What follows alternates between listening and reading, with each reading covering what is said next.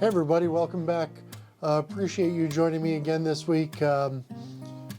Last week was actually a little bit of a milestone, so I wanted to stop right at the beginning and say thank you to everybody who has subscribed to the channel, watched and liked any of the videos. Also, anybody who's commented, all that feedback really is appreciated. So I really do appreciate everybody checking out the channel and seeing what I have to say. For this week's video, I want to do something just a little bit different than I've been doing. Last month, I did a top 3 photos of the month based on Instagram and Facebook likes and interactions and impressions and everything. So I'm going to do that top 3 this month here and go through each of the top 3 photos so that way everybody can check it out. So come along, let's check out some of these photos. So let's get into these photos. Like I said, these are going to be the top 3 photos that I've posted throughout the month of February. I do try to post twice a week, sometimes more whenever possible. But like I said, out of those photos, these are going to be the top 3. So I'm going to start with number 3 out of all of them. This photo was taken one morning. It was a sunrise photo, obviously. Was not planned. I was up getting ready for work, looked out the window, saw that the sky had some nice coloring to it, and could tell that, you know, things were shaping up pretty well. So I figured I'd grab the camera, head down to the river, and see what I could get. When I got there, I actually was confronted exactly with what you see here. The sun was just starting to crest above the horizon with some of the hills across the river. There was a piece of driftwood on the beach. Sat myself down, set up the camera, and took a few photos. I tried a few different settings as I was going along. This was the photo that I settled on, excuse me. The color was absolutely incredible. It was actually this warm and this orange. I had to tone this photo down a little bit just to make it look natural because the photo as it was just way too saturated. So I took this at 35 millimeters. I used my 24-70 standard zoom lens for this. It was taken at f/18, and the reason why I took it at f/18 was that allowed me to get the starburst, as you can see in the photo.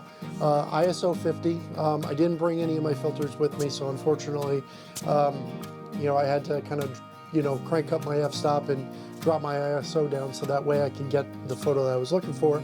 And to that end, the photo shutter time was actually 0.8 of a second. So little tidbit about this photo is, like I said, it wasn't planned. It actually made me late for work, which I don't really regret. But like I said, this is the number 3 for the month. So thank you for liking this photo and checking it out. So the number 2 photo this month is actually one of the occasional wildlife photos that I take when I'm out and about. This obviously was not planned as well. You can't always plan for wildlife. I was out midday. I was actually filming some video for this channel when I was out. Happened to be driving along and saw, you know, what looked like a large bird, you know, in a tree, so I pulled over to check it out. Come to find out, it was a bald eagle hanging out there. It was a cloudy day, so the light midday was, you know, very diffused. It was actually really cloudy, so it was a little dark. I did take several photos over a few minutes of time that I was there. After the first few photos, the eagle actually took off and flew overhead, and I was able to grab a few of those photos as he was taking off. It was actually one of those like really cool chance moments. I absolutely love eagles, and I'm sure if you've seen my Instagram and Facebook, you know, this time of year there's usually a lot of eagles on there because I do go out looking for them.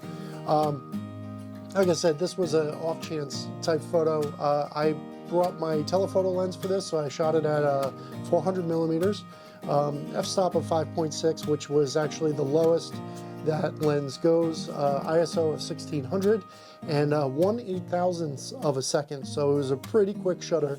As you can tell, it kind of froze the action really well by doing that. So like I said, thank you again for liking this photo and sharing it. This is the number 2 photo for the month of February. So the number 1 photo for the month of February, it's going to be my Foggy Sunrise photo. So I love this photo. Actually, you guys saw me do the edit of it a couple of weeks ago because I wanted to go through a couple of the Photoshop tools that I use for it. It was a pretty straightforward edit, pretty straightforward photo, but it is definitely very high on my list of favorites of all of my photos at this point. And that is shown through everybody's likes and shares and comments. It definitely got the most impressions in the month of February. There are two versions of this photo, actually. The one that I've posted, I've also done this in black and white as well, because I wanted to see how it looked with all the sun rays coming through the fog in black and white. I feel like the black and white photo is really sharp and really nice. I did get a couple of prints made of not only the color version and also the black and white version because I want to see them in print as well. The black and white photo I'm going to post as a follow-up to this video as well, so stay tuned for that. That'll be on Instagram and Facebook later on this evening. So be sure to check out that as well. Really cool thing about this is I love the fog, I love sunrise, and the fact that I was able to take this as an off chance, unplanned kind of scenario, pull off to the side of the road in a parking lot and take this really has made it a very special photo for me. A few stats on the photo. It was taken at 70 millimeters. I used my standard zoom lens to take this photo. So I zoomed all the way in, 70 millimeters.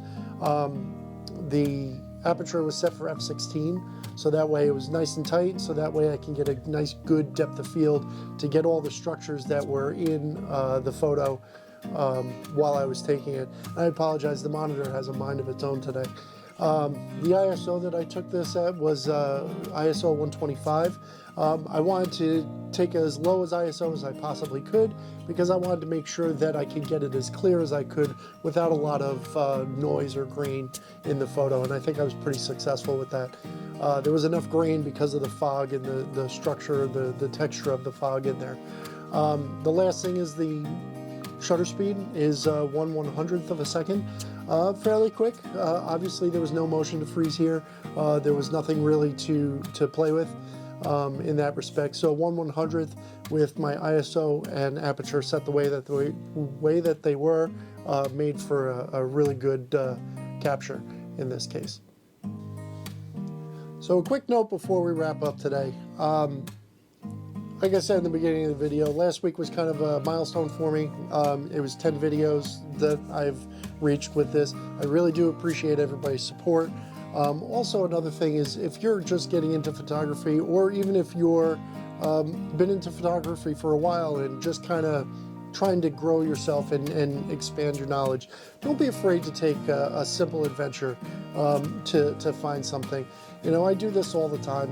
Shooting local is something that is a favorite of mine because everything is nearby. I'm lucky where I live in an area where I get a lot of diversity in the scenes. I have a river, I have parkland, forest type area that I can take photos in. So that's nice as well. But like I said, don't be afraid to take those simple adventures. Take a road trip somewhere. Take your camera with you on vacation. If you have a beach trip and if everybody's lounging around and you got nothing to do, go out, take a few photos, see how they come out. Don't be afraid to experiment. Most of my photography comes from experimenting and learning along the way. So I want to share that with you guys. So anybody that's been along for the first 10 videos, thank you very much. And I hope I can share something with you guys to be useful. And continue along, come with me, and I do really would appreciate that. So thank you very much. Thanks for joining me again this week. Again, if you like this video, you like what you're seeing here, don't forget to give me a like, subscribe to the channel, and I'll see you again next week.